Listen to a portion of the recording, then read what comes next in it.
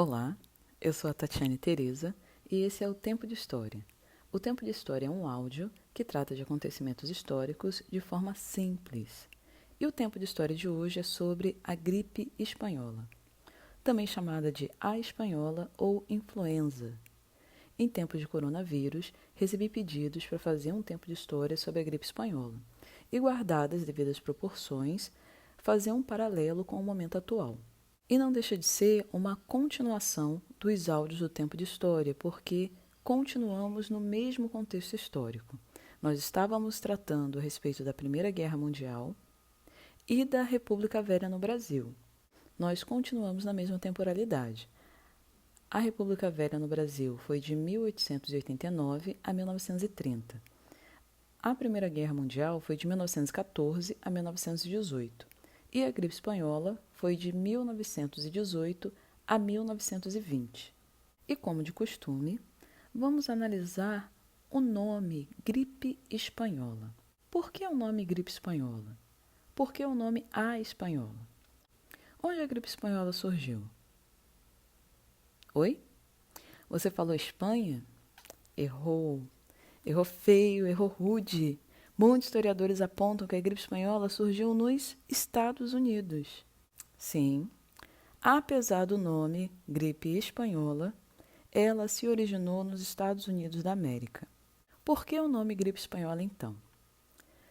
Então, acontece que a Espanha foi o país que mais reportou, que mais publicizou os casos de infectados e de mortos na época. Até mesmo o rei espanhol Afonso XIII foi contaminado. Lembrando que a Espanha se manteve neutra na Primeira Guerra Mundial e, naquele momento, tinha uma imprensa livre. Já muitos países beligerantes que estavam na Primeira Guerra Mundial mascararam, encobriram a gripe espanhola. Alguns pesquisadores apontam que o primeiro caso de gripe espanhola pode ter sido notificado em 4 de março de 1918 em uma base militar de treinamento no Forte Riley, em Kansas, nos Estados Unidos. Em uma semana, já havia cerca de 200 infectados. Em 15 dias, esse número subiu para 1.000 e no pico da contaminação seriam 1.500 soldados infectados. E a doença, além de se espalhar pelos Estados Unidos, ela se espalhou pelo mundo. Apesar do mundo não ser globalizado como hoje, não haverem voos comerciais de avião, muitos soldados foram enviados, foram embarcados para o combate na Europa e levaram consigo o vírus. Há quem defenda que a primeira epidemia teria ocorrido simultaneamente em Boston, nos Estados Unidos, e em Mumbai, na Índia, no mesmo dia 27 de agosto de 1918. O que é, no mínimo, uma coincidência curiosa, devido à distância das duas cidades. E por que a gripe espanhola não ficou conhecida como gripe norte-americana? Os Estados Unidos, sob o governo de Woodrow Wilson, o mesmo dos 14 pontos de Wilson da Primeira Guerra Mundial, teriam censurado a veiculação de notícias sobre a gripe, assim como outros países, e a desinformação e a omissão levaram a uma disseminação rápida da doença, como no episódio da parada militar em 27 de setembro de 1918 na Filadélfia, Pensilvânia, nos Estados Unidos, onde o secretário municipal de saúde, contrariando as recomendações médicas, permitiu que houvesse um desfile militar nas ruas da Filadélfia, concentrando uma enorme aglomeração de pessoas que foram assistir o desfile. E o resultado de tamanha irresponsabilidade foi que em apenas 3 dias os 31 hospitais da cidade estavam abarrotados e cerca de 12.000 pessoas morreram. E abrindo um parênteses aqui, a Covid-19 atual, assim como a gripe espanhola do século passado, são altamente contagiosas.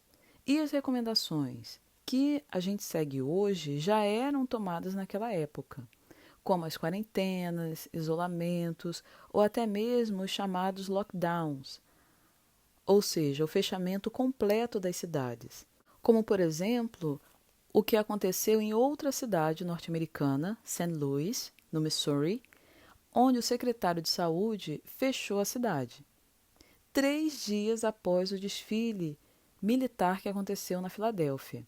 Ele decretou o fechamento de escolas, de bares, cinemas, a suspensão de eventos que pudessem ter aglomerações, como eventos esportivos, eventos religiosos, e um tempo depois, até bancos, jornais e fábricas de caixões foram fechados. E qual foi o resultado? Milhares de vidas foram salvas. Houve cerca de 1.700 óbitos, bem inferior aos 12.000 mortos da Filadélfia. Então, cabe a gente pensar que, analisando a história da gripe espanhola, que foi a pior pandemia até os dias de hoje, a gente percebe que o isolamento social é uma das medidas mais eficazes para combater a doença, assim como os hábitos de higiene. Fechando parênteses. Porém, apesar da gripe espanhola e da Covid serem ambas gripes, elas não são causadas pelo mesmo tipo de vírus. A gripe espanhola é do tipo influenza, H1N1, diferente da Covid-19, que é um outro vírus, o corona. Mas ambas as gripes podem ser provenientes de animais, como aves e porcos. Há indícios que pessoas que se contaminaram com o coronavírus na China foram a um mercado de carne em Wuhan. Como há indícios que a gripe espanhola também teve origem animal.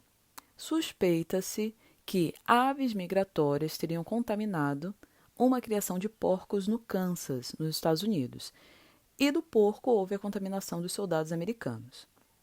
Abrindo parênteses. Vocês já devem ter reparado que muitas dessas gripes são associadas a animais.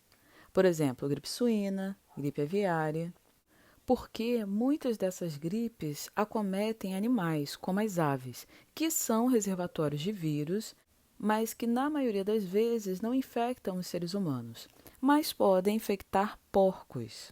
E como vocês sabem, os vírus eles são mutagênicos, ou seja, eles sofrem mutações, eles se modificam.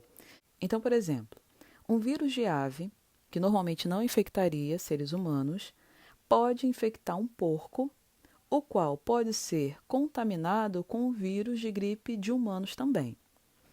E no porco, esses dois vírus, de gripe de aves e de gripe de humanos, podem se encontrar e se recombinar, gerando um terceiro tipo de vírus, que esse sim contaminaria os seres humanos, por possuir uma carga genética do vírus de gripe de humanos anterior, e agora combinado com o vírus da gripe de aves. Ou ainda, por causa das mutações e recombinações, pode acontecer que vírus típicos de aves, que normalmente não contaminariam seres humanos, passem a contaminar seres humanos diretamente e se tornar ainda mais contagiosos e mais agressivos para nós seres humanos. Por conta dessas recombinações, temos vírus como H1N1, H3N2, e por isso, anualmente as vacinas têm que ser refeitas e nós temos que tomar vacinas todos os anos. As letras e os números dos nomes dos vírus se referem a proteínas na superfície viral. O H é de hemaglutininas e o N de neuraminidades. Fechando parênteses. A gripe atual do coronavírus tem como sintomas febre, tosse seca, diarreia, perda de olfato e paladar, dificuldade de respirar, que pode evoluir muito rapidamente para uma pneumonia, por exemplo. E por isso muitas pessoas internadas acabam entubadas e precisando de respiradores artificiais. Já em relação à gripe espanhola do século passado, houve relatos de sintomas como sangramento pelo nariz, ouvidos e olhos, os quais ficavam azulados por falta de oxigenação. Há relatos também de pessoas que apresentavam hemorragias graves, manchas escuras pelo corpo e espumavam pela boca. E que muitas caíam de cama pela manhã e à tarde já estavam mortas. O vírus se instalava nas células do nariz, garganta e pulmões, e como não haviam antibióticos e medicamentos nem para combater a doença e nem para aliviar os sintomas, a evolução da doença para uma pneumonia e para a morte eram muito rápidas. Bem, ainda não terminamos, mas esse foi o Tempo de História e ouça o Tempo de História sobre a gripe espanhola, parte 2. Se inscreva no canal, no YouTube, Tempo de História por Tatiana e Teresa, e siga a página do Facebook e as contas do Instagram e do Twitter. Até a próxima!